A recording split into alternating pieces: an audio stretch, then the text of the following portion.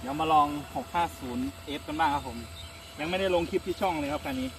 เดี๋ยวคลิปนี้ขอแค่ฟังเสียงครับผมยังไม่เจาะลึกรายละเอียดอะไรเท่าไหร่เดี๋ยวก็ขี่ไปขี่มานี่ครับทุ่งนาผมไม่รบกวนใครหรอกนะครับผมอยู่ข้างนอกหมู่บ้านนะไฟฟ้ามาครับ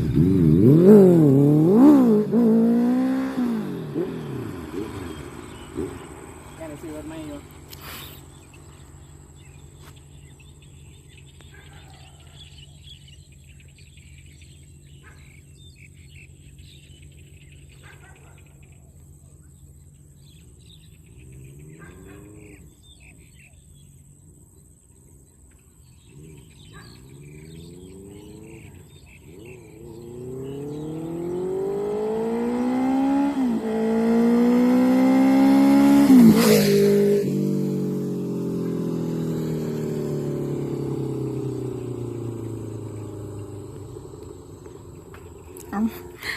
มันตีน้ำลม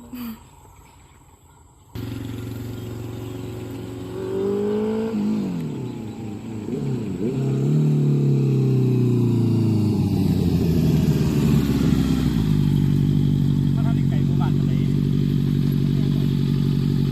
อันนี้ก็บ้านคน เอาตัดจะไปต่อเอาเอาสักทายนะ